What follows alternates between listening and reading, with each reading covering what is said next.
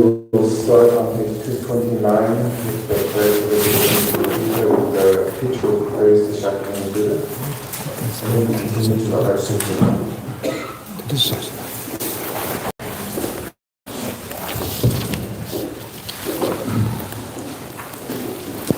Lama Dhamma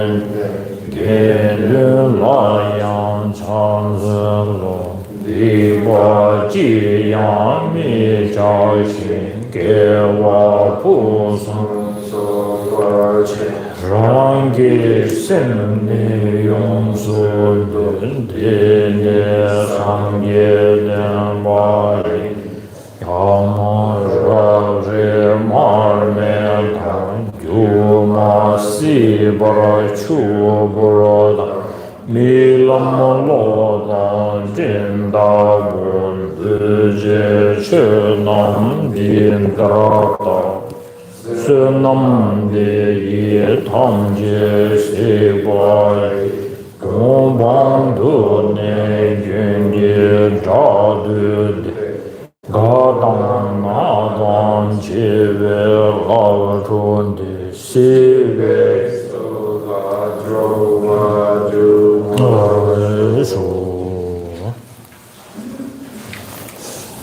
So now the Heart Sutra. Papa Kunjo Sumla Chanselo Dagi Tupan Dujina Chondende Yegu Kaucha Gu Kunguri Gelongi Gendun Jambol Chanju Seme Gendun Jambol Tajido Shudi Tiye Chonden Des Samo Nama Shejava Sheje Namdangi Tingen Zenla Nyombara Shusu Ten Tiye Chanju Semba Semba Chenpo Paba Chenre Se Wanchu Cherabye Parudo Chenpa Samo Cheba Nila Nambara Dashi Ombo Abo De Dalai Rangshin Ye Tongba Nambara Tao Tene Sangye Ye Tu Tsedan Dem Shari Pu Chanjo Semba Semba Chenpo Haba Chenre Se Wonchu La Dige Je Maso Rije Pu Kan La La Shira Ye Parudo Chenpa Samo Jeba Jeba Deba De Jidra Labaraja Dege Jemevana Chanju Semba Semba Jembo Pava Jenre Se Wonjogi Tsedan Demba Sharin Tade Bulon Dege Jemeso Shari Pu Rigi Puan Rigi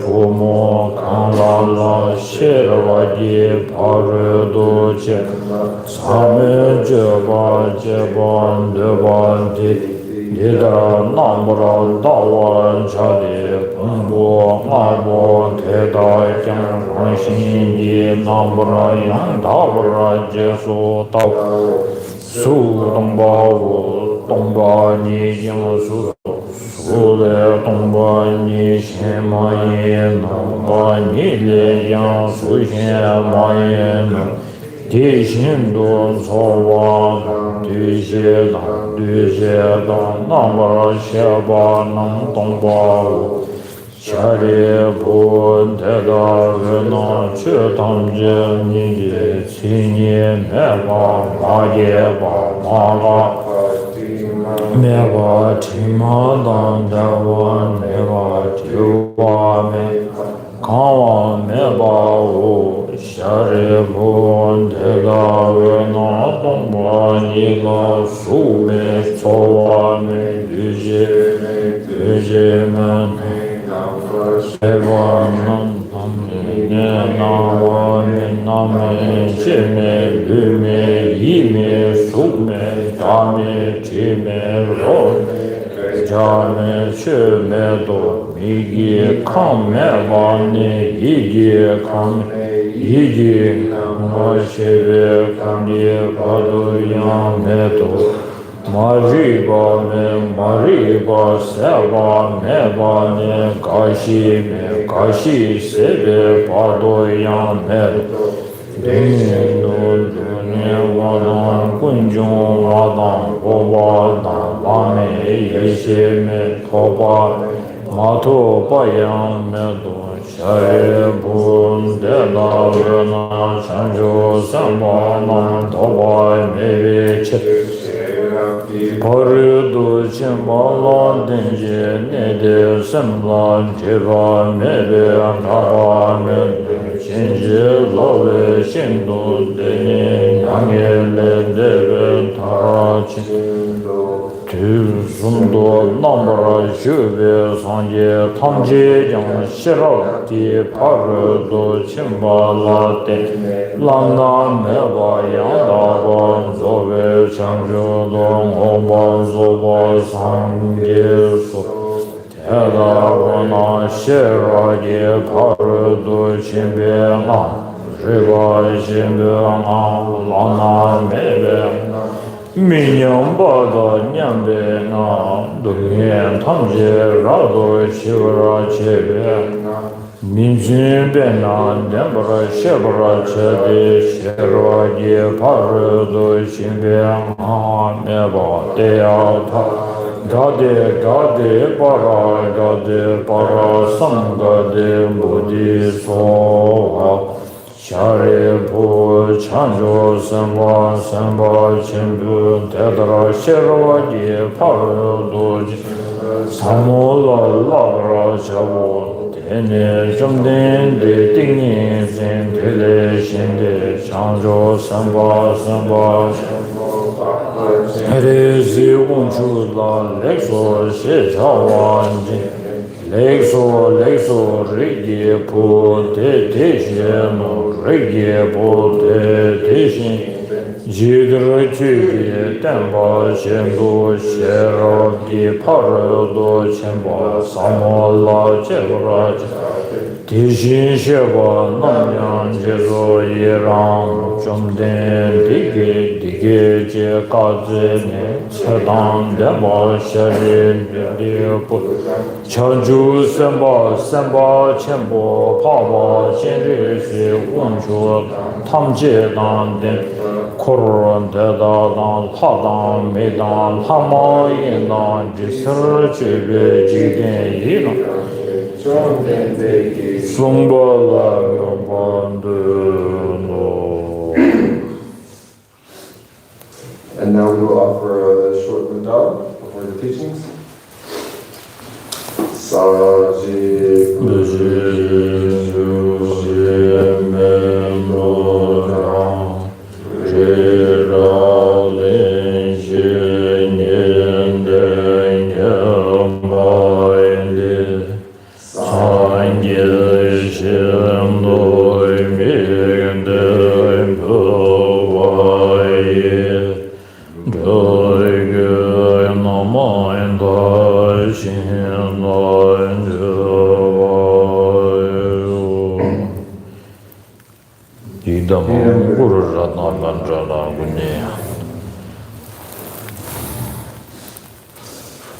Sanje chudon zoye chudon la chanchu padon dani gyalsun je naye chansun jebe sunam je nola venje sanje rubra Sanje chudon zoye chudon la chanchu padon dani gyalsun je naye chansun jebe sunam nola venje sanje rubra Sanje chudon zoye chudon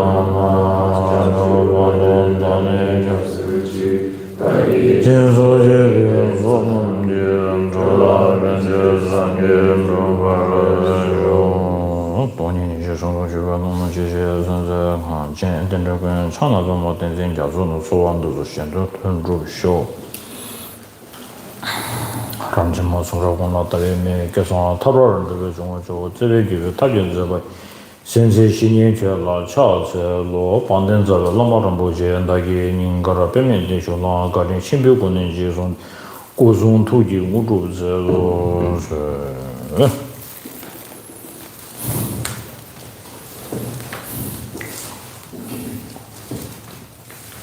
Good morning everyone.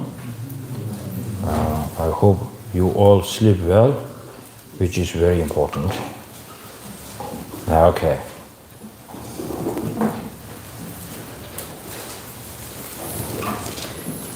So when we recite the Heart Sutra, do you prefer in English or in Tibetan? English. Tibetan, English? So English, raise your hands. Okay, the maturity range. So from tomorrow in English, because I enjoyed this text when I was reciting in Tibetan. So then I worry that people who does not speak Tibetan, when they go through this, how much they get out from that. So maybe in English tomorrow, okay? Thank you. Because if you look at the Heart Sutra, I always tell this should be the kind of Buddhist Bible, because because it carries so much messages to us. Like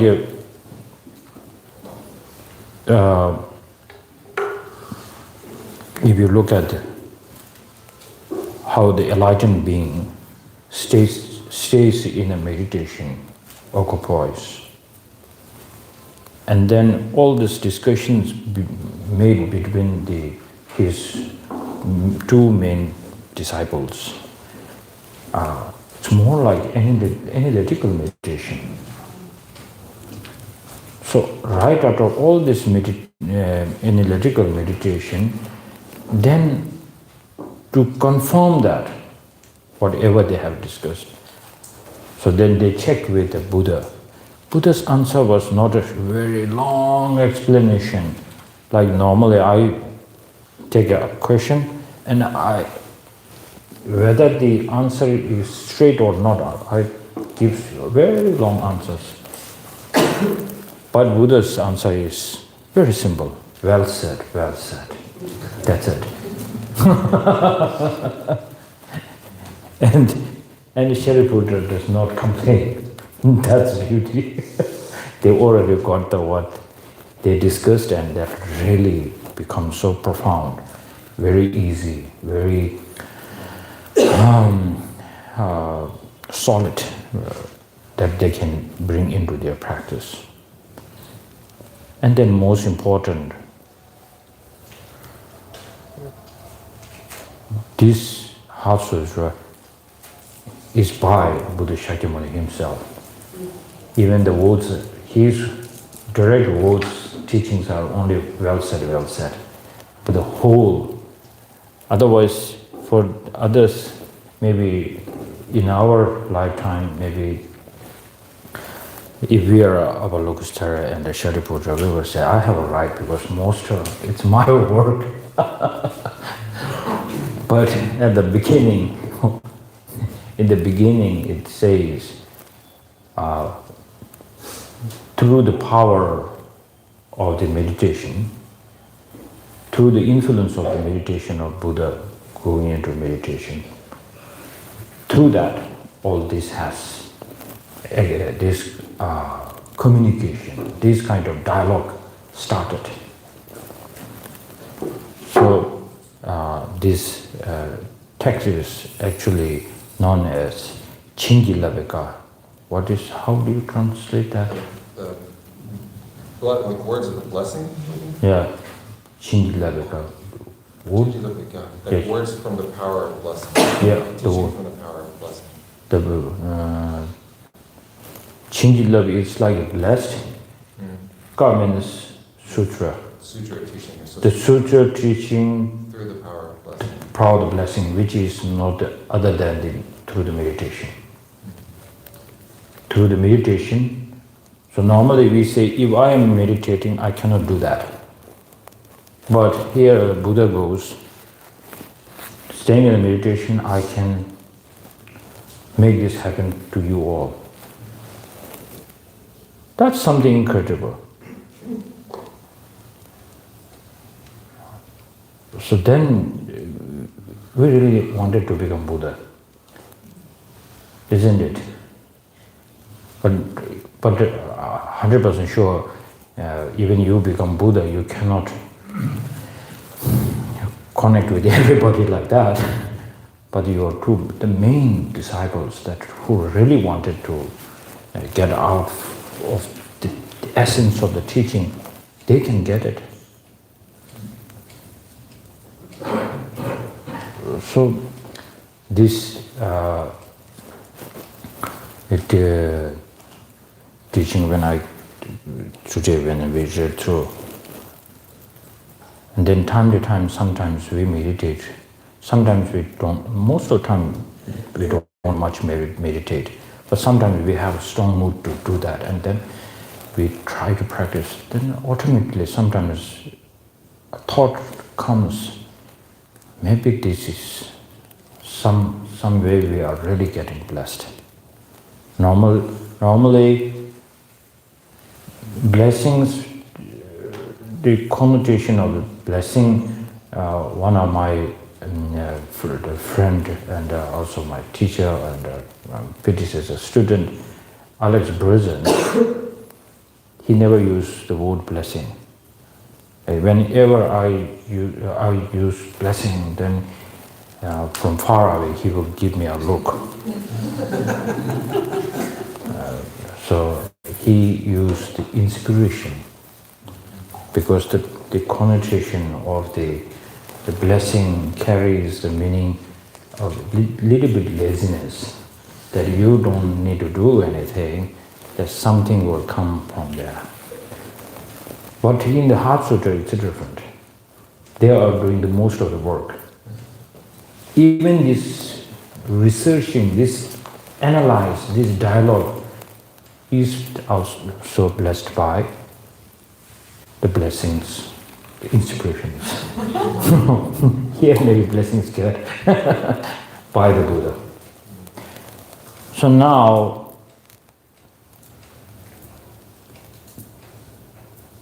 give me a solid reason that you coming to Bodhgaya and to discuss a little bit of emptiness or this four mindfulness is not inspired or the blessed by Buddha. Give me a solid reason. Not. I'm not saying give me, because we have more in our head. How come? So we need to go and think, why me being in the Bodhgaya here? I booked my plane ticket, and if I planned myself last year I will be in Bodhgaya. All this okay, but why not? Still, you are not blessed by Buddha. So there's something to think, actually. And if we believe being a Buddha means fully enlightened, it's like a sun. Sun is 24/7 sun. It never transforms into darkness at the night.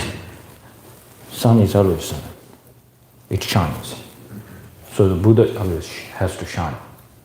That's why Siddhartha Gautama wanted to become fully enlightened. So if he is that powerful, he accumulated that kind of merit, so then somehow his enlightened activities has to come to us.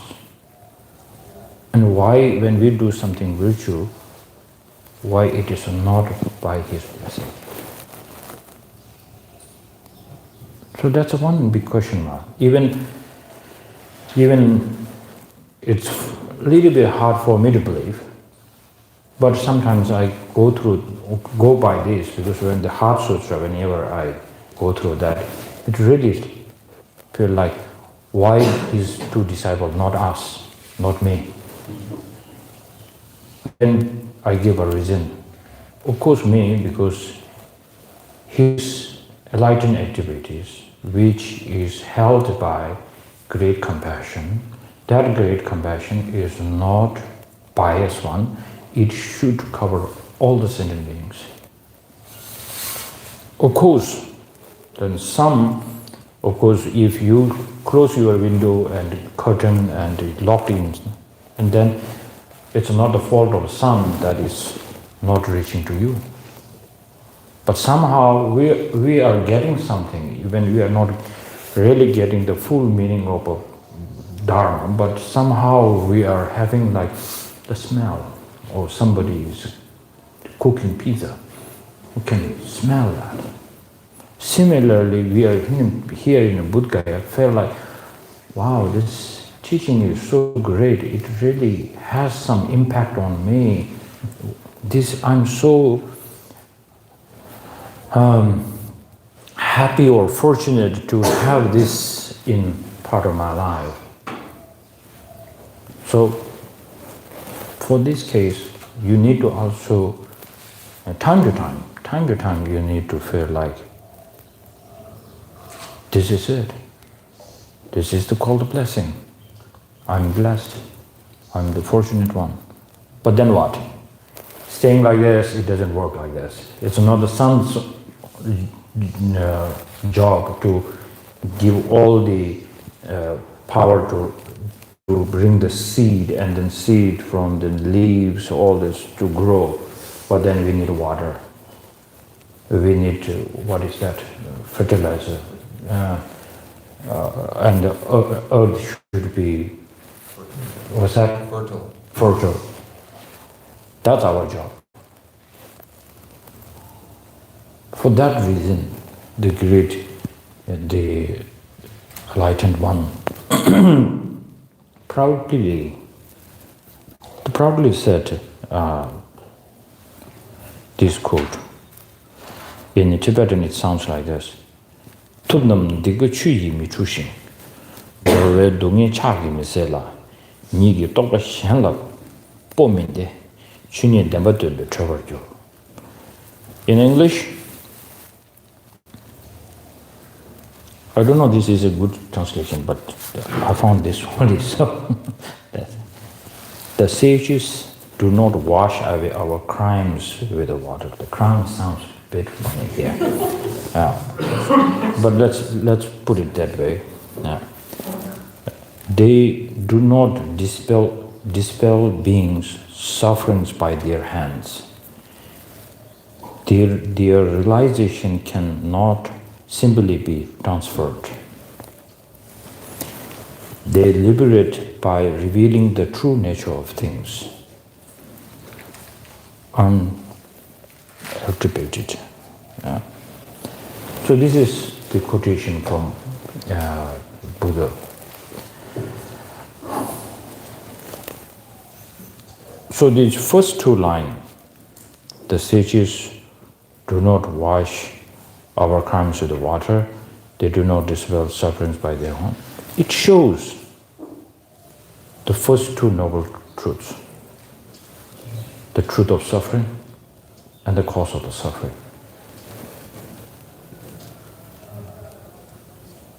Because Buddha went through this. He tried his best. Through his teachers, he tried to wash all his sins and karmas and everything, but it doesn't work. So then he always did such a great research on the causes and condition becomes the number one key research for the Buddha Shakyamuni. Before, I think, he discovered emptiness, bodhicitta, everything. He was a really scientist there. One of the scientists, unsung scientist. So he did kind of bring the logics and reasons in here that simply just saying everything, suffering that you are you are getting it. You need to pay the price. You need to pay the price, and then you cannot blame anyone. How you are suffering, that cause, the conditions can be from outside for sure. That cause should be somewhere from your side, not somebody is sending this to you, giving this to you. So then, Buddha's whole point of looking around him, even all around the people, even his teachers, even around everybody is suffering. It's nobody, one is person not suffering, but then the rest of other people are suffering, everybody. And then the most important, he gave us logics and reasons whether there is a creator or not becomes one important thing. And then the debate is there.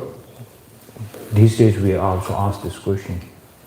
If there is a creator, so then what is the cause? How did he become a creator? And then the answer is, he's a creator, almighty. Nobody created him. And then the definition of what is the definition of impermanence, permanent. Then whether the creator himself or herself or whoever is permanent or impermanent. This sort of research, which is done in the Parvana, which already Buddha did the research. Here, when we say that the sages do not wash our crimes, that has a connotation because the sage himself is like us, once like us. So they have washed their own sin, the sins that it is sins or the negative, what's that? Misdeeds. That is something that we have done through our ignorance mind. So it's our job to purify that. It's not like you done something and somebody can wash our sin or the misdeeds. So otherwise it sounds like a huge bribe.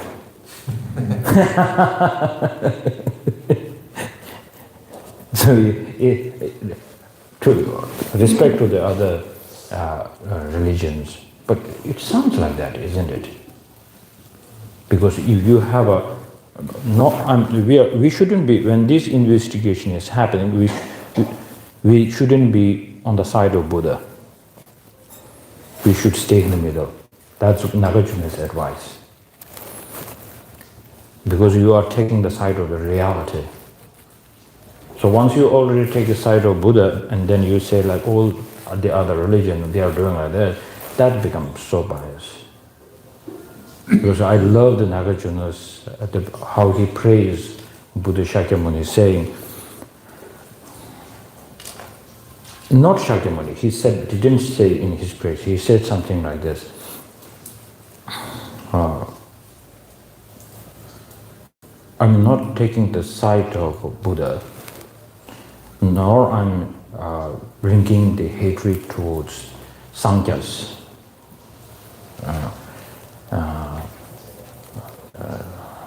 Now I'm trying to translate.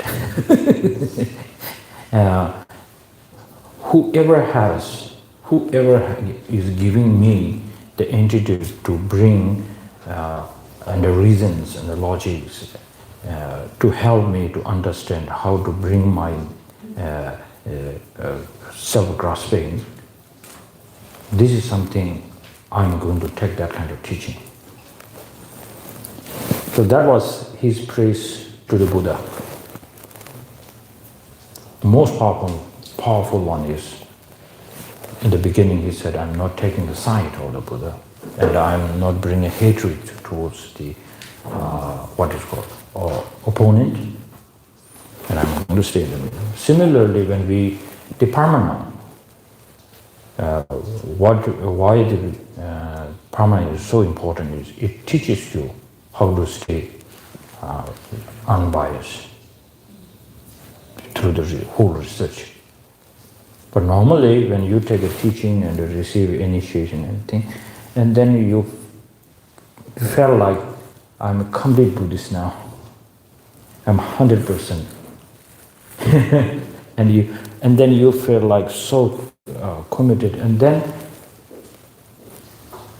people don't do bit of research like how the Dhammakirti did the research. So what is the biggest problem when you meditate on a refuge? Sometimes we speak or feel towards the refuge that you feel like he's like a creator. The problem is there then. Once you are suffering, and when you are going through our pains and suffering, then you will ask, it's similar that you go in the church, you go to the mosque, same prayer you do in the front of a Buddha. Why?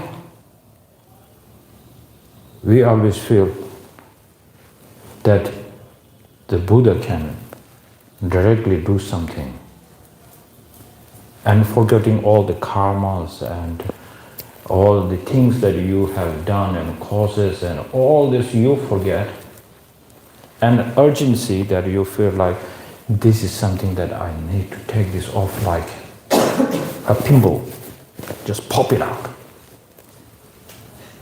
which is not that kind of thing. We always feel that. Because why? We haven't studied enough. We follow these teachings of the Buddha saying like, oh, the sages do not wash away our misdeeds and negative karmas and so on. We say that, we don't feel that.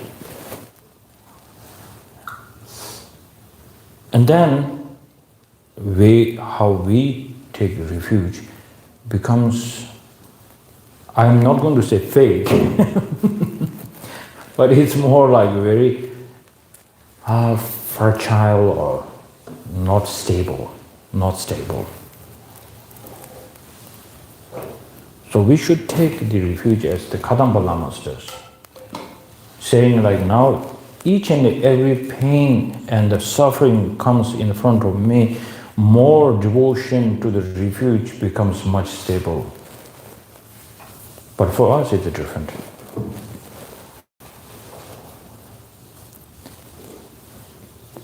So one time, one of my friends was having a problem with a visa, and then I made a definition. He really pushed me to do that. Normally I find this very annoying, but in order to to keep up the relation because he has a quite expectation, so I couldn't say no. So I did a divination, and we did I did the divination, and then there was some pujas to be done, and then a few days later he got a visa, successful.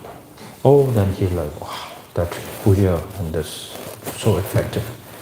He shared this with one of his friend, and then the friend asked me something like that, which I could say no. And then I did it. He didn't get. Then he said like, maybe we didn't do enough puja. And in my mind it's like, no, I told him, "Oh, it's not only puja," but I couldn't explain more than that. He tried so much without asking anything, then he did lots of pujas. And then one day, still he didn't make it. And then one day he comes to me and said, like,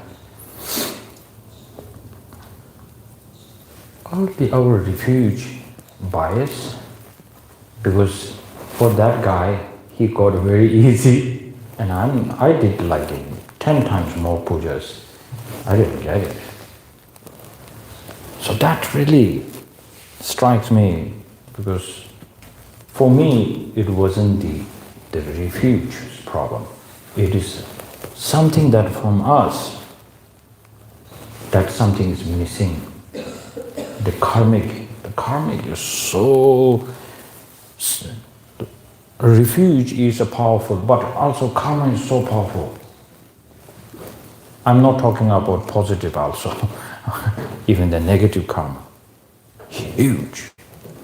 Even the arhats, even you become liberated, once you have the leftover karma, wow, it can affect the arhats too. So of course, the law of causality. Sometimes we fold our hands to the refuge with Buddha, Dhamma, Sangha, but we don't fold our hands to the karma. The karma, because not only that we saying like a similar, precious like the qualities of the Buddha, but it's the reality. So we need to fold our hands to the reality. If the causes and conditions are not made, how should that will ripen? You have to fold this hand. Karma is powerful.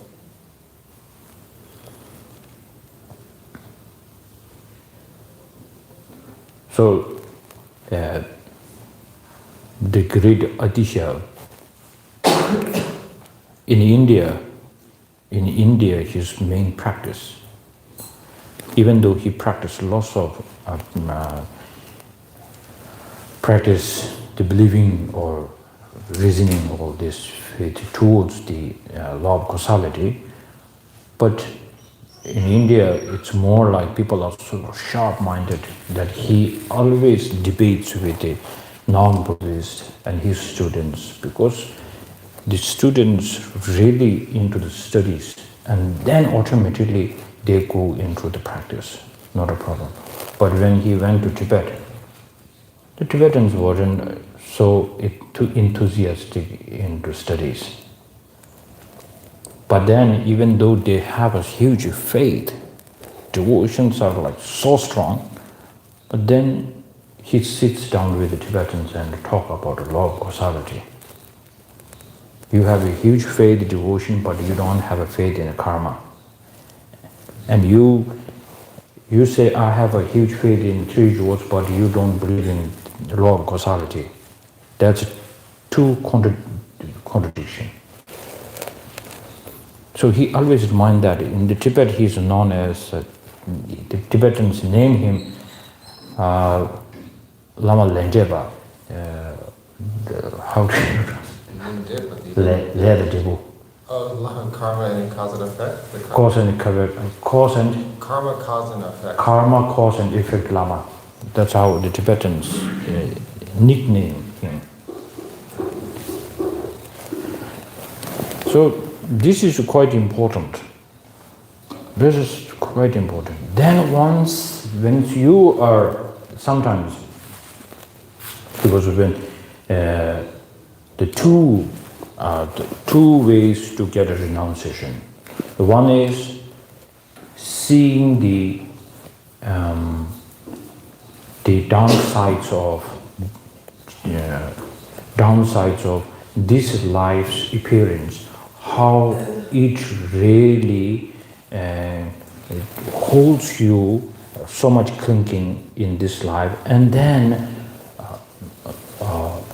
this worldly concerns, how that it drags into you, just thinking of this life only and not thinking of the death and the continuum of your consciousness. You don't give any thought about that because you have so much clinging to this life, permanently to this life. So one thing, one obstacle to bring renunciation, number one. Second one is,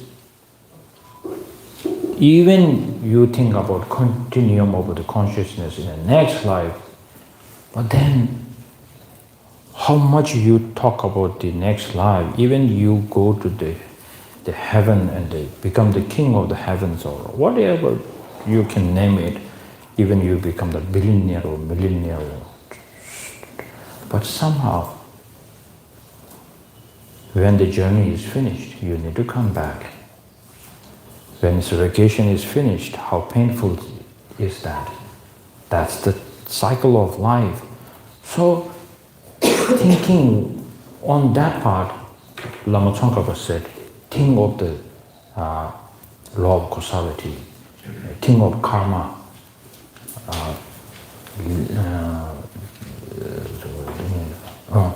or more about Tsedi Nawandam, Chimenam Chenduwa, Lende Milu, Kowe Dunghenam, Lende Milu, Milua, how you say? Milua. Not undeceiving? Undeceiving. The undeceiving cause and effect. Right? Undeceiving cause and effect. Having huge faith towards that, then automatically this has an effect that even in the next life you will feel like whatever position, whatever kind of a form I will get into, I don't want that too. Then appearing, clinging to the appearance of the next life automatically goes down. And then, because the two clinging to this life and clinging to the next life goes down, what will you look for is the liberation only. So these are the two obstacles to bring down and our focus when we meditate on renunciation. So that means undeceived. Technically it's undeceiving, but unfailing maybe. Maybe unfailing. Yeah, okay, unfailing. Maybe can you search on that? Nidua is undeceiving. Yeah. Two principal aspects of the path. Okay. In there, that's the quote. The quote. So then they will get some ideas. So that's very important. So sometimes people have visions and appearance, seeing things. All this because I try to act very smart with my teacher. One time I asked my teacher, because Lama Tsongkhapa from a young age, even he didn't have the realization yet on emptiness. And then he, time to time, have visions of Manjushri. And then he listens to that Manjushri a lot.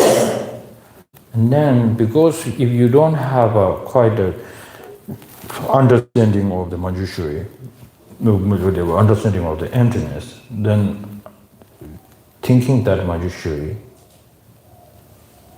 as a perfect refuge to take in, there's a big contradiction. This appearance, not pure appearance, because it's just maybe a mistaken thing. So I tried to act very smart and ask this question to my teacher. Then my teacher said, A good question, but here the karmic connection, if you have a strong karmic connection, so even you don't have a realization on emptiness, but you have a strong karmic connection, so then still these enlightened beings can reach to you. So I was thinking, like, if you don't bring down all your kind of impure mind and not having the understanding on emptiness, there's no access to meet the Manjushri. But it's not like that. So that's why when we talk about purification, karmic, and then pure visions, pure Tana, do you translate like Tapenama? Pure appearance. Focusing on pure appearance is one key to meet the Manjushri. And I try to practice that not with the Manjushri, I try to practice with one-on-one, my very annoying friend. Very annoying. So even right now I say annoying friend, not enemy. I try my best to see that. So like, and I took off all these thinking like hatred and so bad, and I just say, oh, relatively he's so bad. I'm being very soft. And to see like, oh, this is such an unfinished karmic business from our past. I don't blame him everything this life. And then slowly changed. Still he's very annoying, but now it's very hard for me to say he's my annoying enemy. I proudly say he's my annoying friend. But it really gives us very huge space in here. And every time he calls me, I can say, oh, my annoying friend. It has a power. So it's how we try to develop the pure appearance, and it has such an impact. You got it? Okay. By cultivating, this is from the three principal aspects of the path. By cultivating in mind that this human life is so hard to find, yet has no time to spare, preoccupations with this life will cease. By contemplating repeatedly the truth of karma and samsara suffering, preoccupations with this next life will cease. Okay. So how did he say it? He just said truth. Truth? Truth of karma. The truth of karma. Yeah. Yeah. But he knows the trouble in the English. Yeah, he's good. Yeah, he's good. He gets both sides. But in it, the word itself in the Tibetan, it says milua. Milua means like undeceiving. But then in English it sounds quite funny maybe. Then he put it, the truth of in that context, it does. Sometimes it moves undeceiving. Okay. Yeah. Okay. So this is something as a practitioners we need to strongly have to bring the practice of karma and believing in karma should be one of our foundation, because otherwise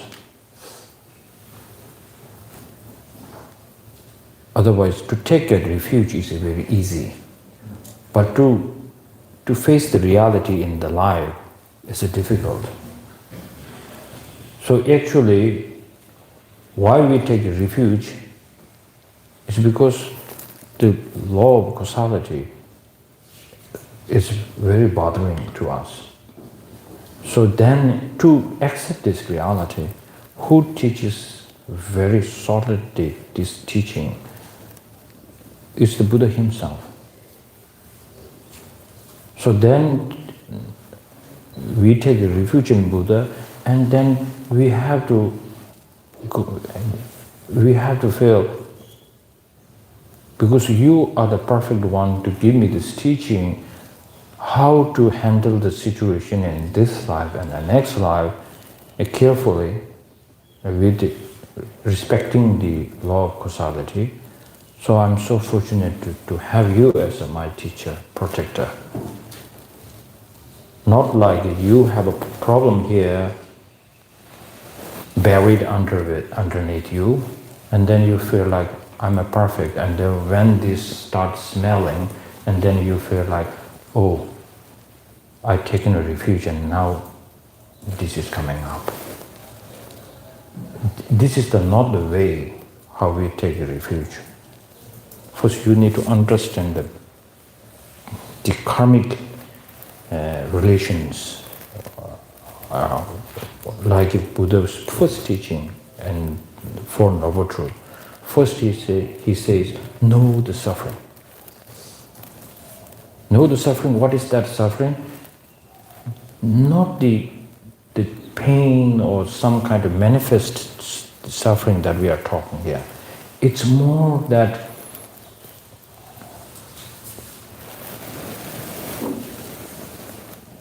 if you have to point this, what is samsara, what is suffering, then you need to turn, not like this, it goes like to here, and then you just go this. The five aggregates. Our five aggregates is the example of the suffering.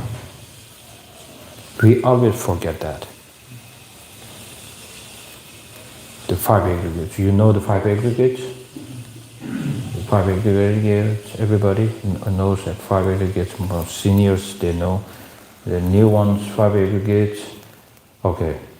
So the five aggregates, so first we can say the form, body that we have. Then we have Sorba, how do you translate feeling? The feelings.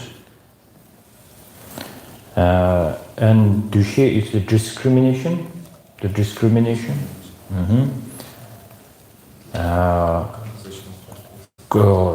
Composition of? Compositional factors. Oh, composition of the factors. Then what's left? Mind. Consciousness. So these five represents us. All the complaints is from this side. How much you say I'm uncomfortable, very happy, not happy, is from these are the representatives. So these represents you. These represents the samsara. So you think these are the perfect, and then you start complaining samsara outside. That's not the way. So because having this, what does that mean? These five aggregates are contaminated. How we got it, how we are using it, everything is contaminated. So not thinking to get out from that, get rid of that, and then you feel like, I'm fine, doing well. It's more like everybody in the morning you say, how are you? I'm doing well. Actually, relatively kind of okay, but it sounds sometimes, as a Buddhist practitioner, deep inside you have to feel like, how are you? Not all good. Not really good. Even you are like 100% feeling healthy. Even you won $1 million lottery. People ask, one person asks you, how are you? It sounds, you should be deep inside like, this contaminated body. Relatively, I could say I'm doing well today. So this is the mood of the a Buddhist. So then you have a quite understanding of know the suffering. So you are getting almost 80% on that mark on this examination of know the suffering. So that's something that we need to keep in our mind. So that's why saying, in order to wash this, now you getting this? In not only just karma and everything, in order to wash this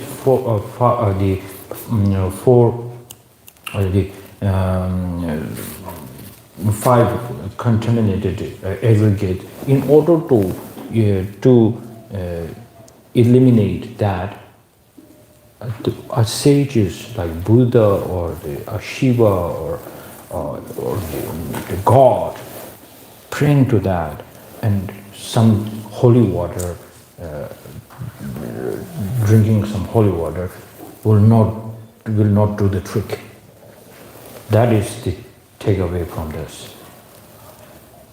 So not only just karma or some like pains. So keep this in mind. So then after the break, we continue with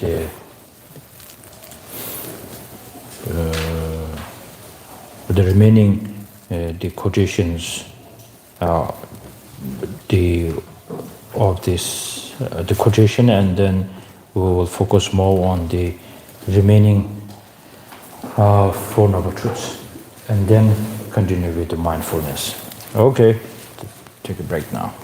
Sa chi bu shi chu sing li shi ning de jian ban de sang ye jing du mi ge ge wa yin zhu ge nam da xin a zhe wa ro nam ru la nam da la da ye